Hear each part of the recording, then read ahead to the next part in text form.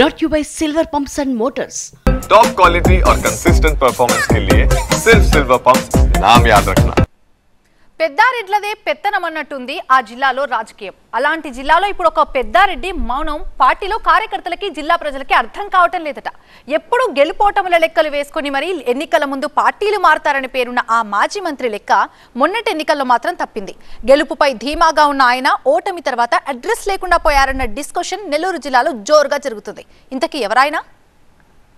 ఏడాదిగా నెల్లూరు పెద్దారెడ్డి మౌనం, నియోజకవర్గానికి కార్యకర్తలకు దూరం.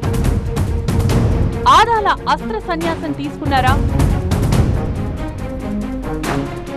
ఆదాల ప్రభాకర్ రెడ్డి మాజీ మంత్రి, ప్రముఖ సివిల్ కాంట్రాక్టర్ గా కొనసాగిన ఆయన రాజకీయాల్లోకొచ్చి 3 సార్లు ఎమ్మెల్యేగా గెలుపొందారు. ఎన్నికల ముందు గెలుపోటములను అంచనా వేసి వెంటనే పార్టీ మారిపోతారనే పేరు కూడా ఆదాలకుంది.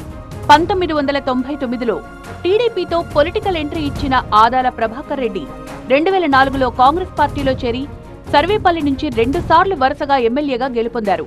మళ్లీ 2014 ఎన్నికల్లో టీడీపీలో చేరి ఎంపీగా పోటీ చేసి ఓడిపోయారు.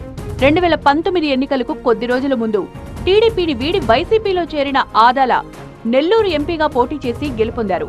2024 సార్వత్రిక ఎన్నికలకు కొద్ది రోజుల ముందు మళ్లీ పార్టీ మారతారని జోరుగా చర్చ జరిగినప్పటికీ వైసీపీలోనే ఉండిపోయారు.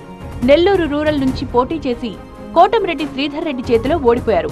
ఎన్నికల ముందు ఏ పార్టీ అధికారంలోకి వస్తుందో పసిగట్టి ఆ పార్టీలో చేరిన చరిత్ర ఆదాలది అంటూ జిల్లాలో ఆయన గురించి పెద్ద ఎత్తున చర్చ ఎప్పుడూ జరుగుతూనే ఉంటుంది. 2024 ఎన్నికల్లో వైసీపీ గెలుపును బలంగా కోరుకున్న వర్గమంతా ఆదాల ప్రభాకర్ రెడ్డి వైసీపీలో ఉన్నారు కాబట్టి అధికారంలోకి వచ్చేది కూడా వైసీపీనే అన్నట్లు నమ్మారు. కానీ వారి నమ్మకం ఫలించలేదు. రాష్ట్ర వ్యాప్తంగా కూటమి ప్రభంజనం కొనసాగగా నెల్లూరు జిల్లాలో టీడీపీ క్లీన్ స్వీప్ చేసింది.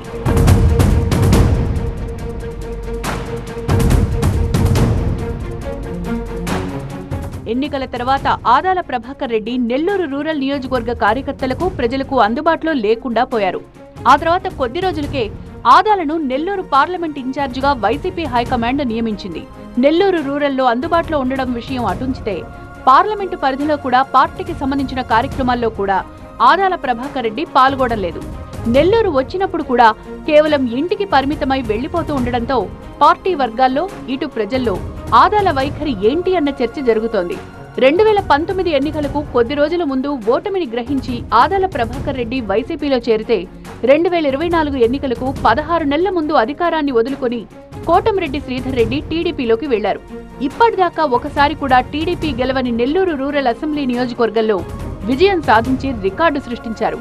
ఎన్నికలకు ముందు అధికారంలో ఉన్నప్పుడు కోటంరెడ్డి వర్గంలోని చాలా మంది నేతలను తన వైపు రప్పించుకున్న ఆదాల ఎన్నికల తర్వాత పార్టీ కష్టకాలంలో ఉన్నప్పుడు మాత్రం తమ ఇబ్బందులను పట్టించుకోవడలేదని వైసీపీ నేతలు కార్యకర్తలు ఆందోళన చెందుతున్నారు. ఆదాల ప్రభాకర్ రెడ్డి రాబోయే రోజుల్లో అయినా యాక్టివ్ అవుతారా అన్నది మాత్రం క్లారిటీ లేదు. అయితే ఆదాల తీరుపై నెల్లూరులో ముఖ్యమైన చర్చ జరుగుతోంది. 2024 ఎన్నికలే ఆదాల పోటీ చేసిన చివరి ఎన్నిక అన్న చర్చ జరిగింది. మరి వచ్చే ఎన్నికల నాటికి ఆయన ఆలోచన ఎలా ఉండబోతోంది అన్నది చూడాలి.